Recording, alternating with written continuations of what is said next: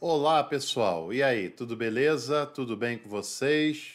Sejam novamente bem-vindos para mais um Café com Teologia. Hoje, que é quinta-feira, né? Se você está vendo na estreia, é o dia da gente falar sobre história do cristianismo. Aliás, eu estou aí com um vídeo exclusivo para membros e esse vídeo vou trazer muitas dicas imperdíveis com as melhores leituras na área que a gente tem estudado, livros que falam sobre a história do cristianismo com ênfase nesse período antigo, que é o que a gente tem visto ao longo desse mês.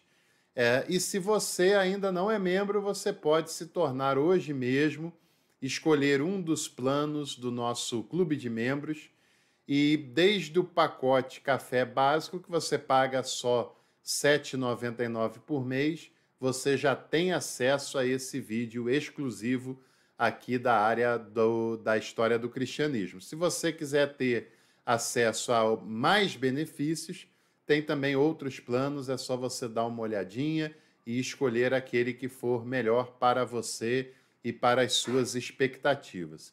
Inclusive, nós temos um curso livre de teologia completaço aqui no canal, com aulas ao vivo, aulas que ficam disponíveis para você ver depois também, se for o caso, por menos de R$ 1 por dia. É o pacote café completo.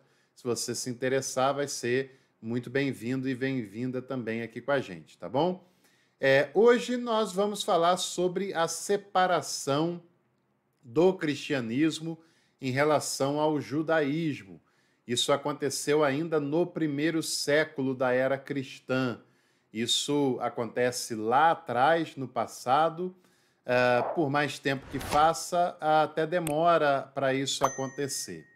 O problema é que nós, quando olhamos para o passado, geralmente a gente tem a tentação, né, de querer transferir para o passado a nossa realidade atual, o nosso contexto, né, o nosso contexto histórico. Nós transportamos para o passado aquilo que faz parte da nossa realidade, do nosso cenário atual, e aí a gente não consegue compreender algumas coisas. Para nós é claro que judaísmo é uma religião e cristianismo é uma outra religião. Mas até o ano 70, e mesmo depois ainda tem muitas confusões nesse sentido, não se tinha a clareza de que eram duas religiões diferentes. Até porque Jesus era um judeu pregando sobre o reino de Deus, que é um tema judaico, usando como base ele e os apóstolos uma escritura que era judaica, embora é claro que seus ensinamentos não se restringem a essa escritura. A escritura cristã não existe nesse momento, né? Os primeiros textos são lá da década de 50, 60, ou seja, esse período que a gente está estudando, pouquíssima literatura cristã se tem disponível. O cânon do Novo Testamento, então, nem se pensa nisso nesse período, nesse momento. Então, para todos os efeitos, e até os cristãos mesmo se sentem assim. Se você pudesse, claro, na época, perguntar qual é a sua religião, esses cristãos falariam: nós somos judeus. Nós somos judeus. A grande maioria diria isso para você. Muitos deles ainda se circuncidavam, isso é até uma questão lá nas cartas de Paulo. Muitos ainda fazem práticas de jejum e de abstinência específicas do judaísmo. A grande maioria frequenta as principais festas judaicas. Quando, por exemplo, lá na carta pastoral, né, se fala assim, ó, toda a escritura é apta para corrigir, ensinar, redarguir, etc. De qual escritura você acha que o autor está se referindo? Da escritura judaica, né, do que nós chamamos hoje de Antigo Testamento. Então, para eles não há separação entre judaísmo e cristianismo, não é uma preocupação, eles apenas são judeus que creem nos ensinamentos de Jesus, naquilo que Jesus ensinou, naquilo que ele fez, no testemunho de pessoas que creram nele, né? E assim vão seguindo nessa jornada em nome dos ensinamentos de Jesus, tá certo? Pessoal, antes de eu continuar, preciso lhe falar uma coisa. É muito importante para um canal como o nosso, que não tem apoio de nenhuma estrutura religiosa, de nenhuma instituição que nos patrocine, a sua ajuda para a gente continuar e ampliar o nosso trabalho. Se esse trabalho tem sido importante para você de alguma maneira, considere enviar uma oferta, seja para a chave Pix, com o valor que você quiser e puder. E também aqui embaixo tem o Valeu. É só você clicar ali e escolher valores que vão de R$ até quanto você quiser enviar. Qualquer oferta que você enviar, ela é bem-vinda. E, aliás, todas as pessoas que contribuírem com o Valeu Demais a partir de R$ 10 vão concorrer a um sorteio de um livro imperdível que eu vou fazer numa live daqui a um tempinho, né? Quando a gente terminar toda essa parte aqui de história antiga. Um livro imperdível que eu vou sortear para uma pessoa que tiver enviado ao longo desse tempo, 2, 3 meses, oferta no Valeu Demais de pelo menos R$ 10. Você pode ganhar um livrão na sua casa, não vai pagar nem o frete, enviando um Valeu Demais de apenas R$ 10. Entende? Pensa nisso. Você ajuda o canal, ainda pode ganhar esse prêmio, né, do livro, e você ajuda o nosso trabalho de uma maneira muito eficiente. Voltando aqui para a nossa temática, lembrando que até o ano 70, o cristianismo era visto como uma religião judaica. Isso, inclusive, foi um fator favorável a esse cristianismo, porque o Império Romano reconhecia algumas expressões religiosas. Essas expressões eram lícitas, tinham legalidade para funcionar, e o cristianismo, então, não teve maiores problemas enquanto foi visto como parte da religião judaica, né? Vai ter alguma exceçãozinha ou outra, mas depois da separação é que a coisa vai ficar bem mais complicada. A liderança da Igreja de Jerusalém, como eu já falei no vídeo anterior, era uma liderança exercida pela tríade Tiago, Pedro e também João, com destaque para Tiago, que era parente de Jesus, e que goza de grande credibilidade, de grande prestígio com aquela comunidade. E a igreja em Jerusalém, até o ano 70, a gente pode dizer que era a principal sede do cristianismo e era o principal patriarcado do cristianismo até aquela época, e depois ele vai perder importância, principalmente com o que acontece no ano 62 do primeiro século. Em Jerusalém tem uma primeira perseguição a esses cristãos feita pelo rei Herodes Agripa I. A Palestina tem uma situação política bastante complexa. Na época de Jesus tinham as tetrarquias, né? E cada tetrarquia tinha um sub-rei, um rei vassalo do Império Romano. Esse rei tinha lá a sua autoridade naquela terra, mas também ele tinha seus limites impostos pelo imperador, né? E Herodes Agripa, no ano 62, faz algumas perseguições contra os cristãos, e, inclusive, nessa perseguição, o Tiago, a principal liderança da Igreja de Jerusalém, é vitimado. Ele é uma das vítimas da perseguição do ano 62 do Herodes Agripa. Com essa morte, né, a Igreja de Jerusalém fica um tanto quanto desbaratada, né? A Igreja perde muito da sua referência, perde muito do seu prestígio, fica muito perdida. Tenta-se escolher uma nova liderança que se substitua Tiago, mas a liderança não tem a mesma personalidade, a mesma relevância que Tiago teve, e com isso a igreja em Jerusalém perde muito da sua relevância. Inclusive tem algumas dispersões de pessoas que vão para outros lugares, e a partir dali nós vamos ver a ascensão do patriarcado de Antioquia. Antioquia foi também uma igreja muito importante, principalmente no primeiro, segundo século da era cristã.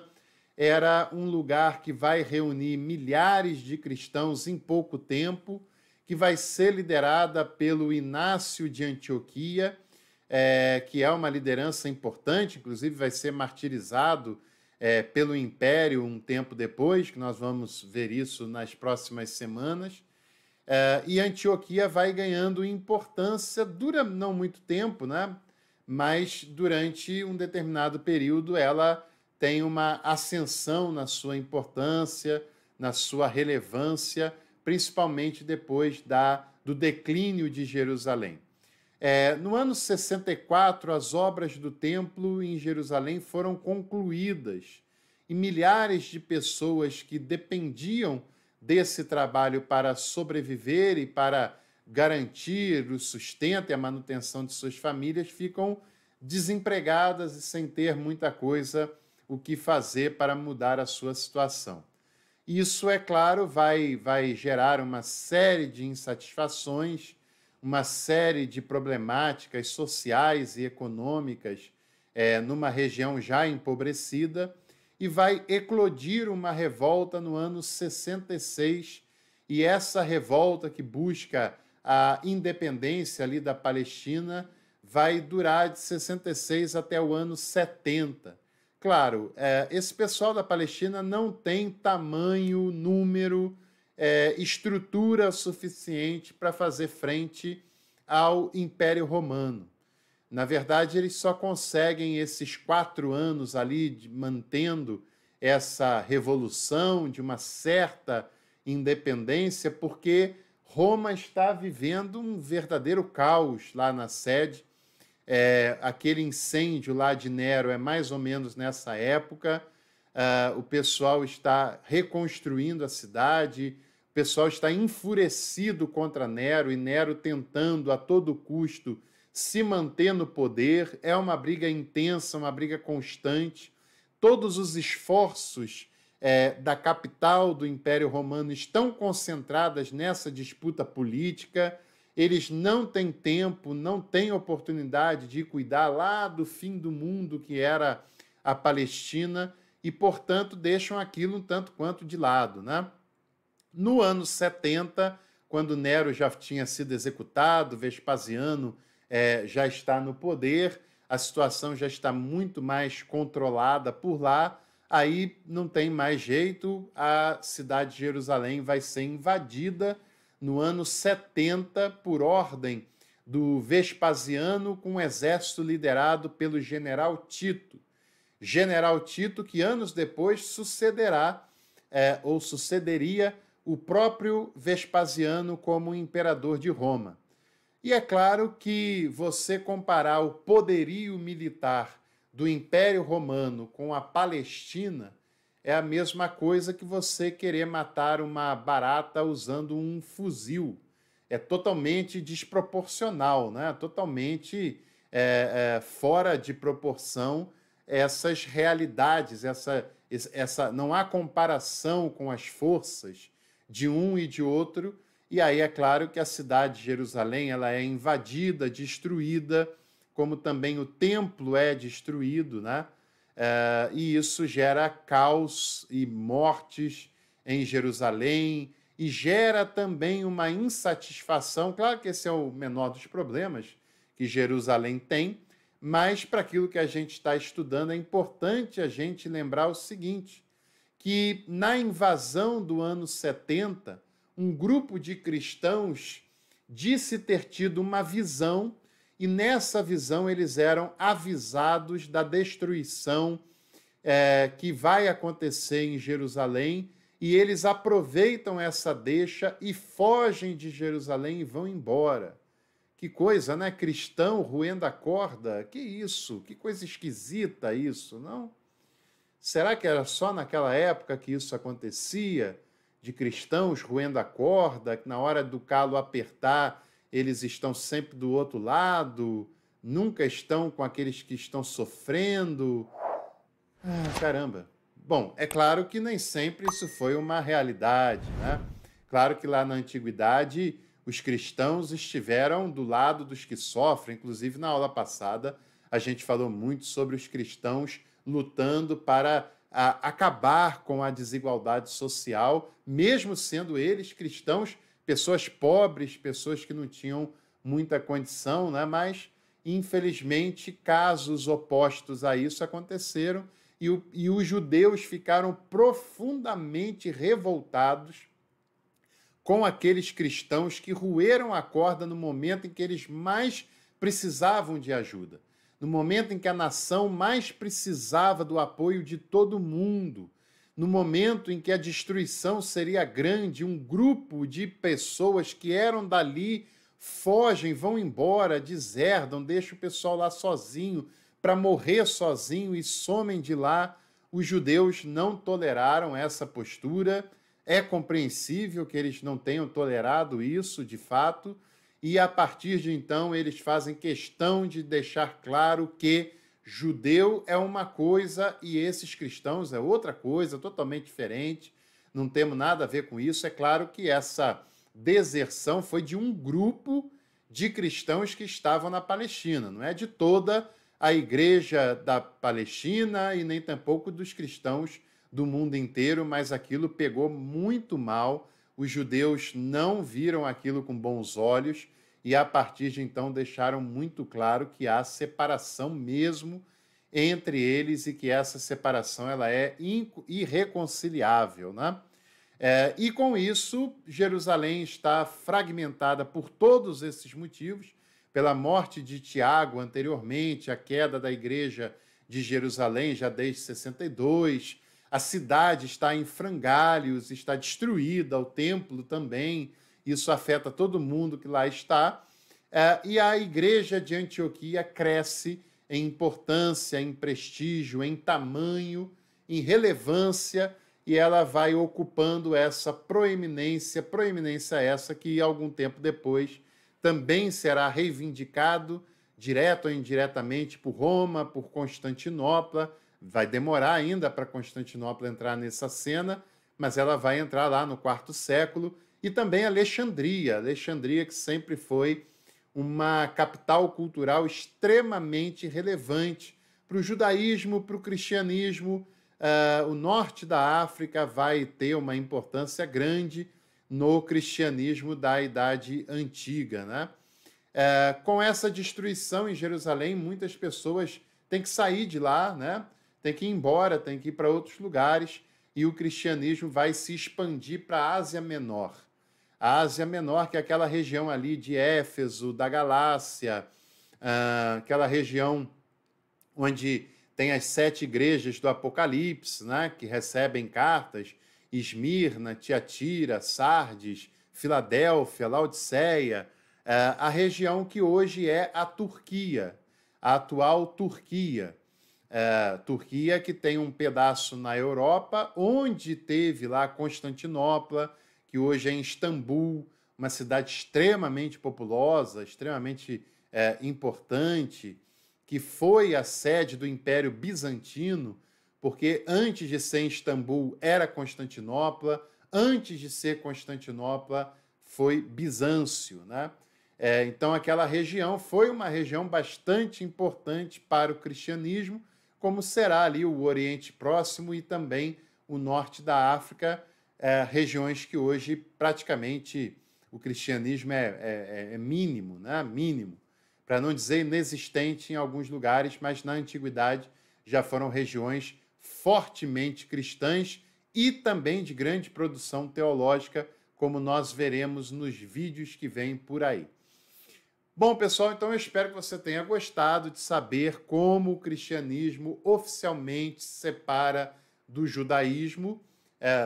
Espero que você tenha deixado o seu like aqui nesse vídeo, que você compartilhe esse conteúdo nos seus grupos da igreja, nos seus grupos do seminário, que você faça da sua faculdade. Se você não faz faculdade também não tem problema nenhum, acompanhe conosco para você entender o passo a passo da história do cristianismo até chegar no nosso tempo, até chegar no nosso contexto e na nossa realidade. Só não deixe de curtir, de compartilhar com os seus contatos. E, é claro, amanhã é sexta-feira, tem tema teológico estreando por aqui no canal, sempre às 9 horas da noite, com a exceção da EBD Online, que é domingo, meio-dia, mas esses vídeos, claro, depois que estreiam, também ficam disponíveis para você ver a hora que quiser e puder e quantas vezes você quiser. Um abraço, até o próximo conteúdo, em breve a gente se encontra por aqui.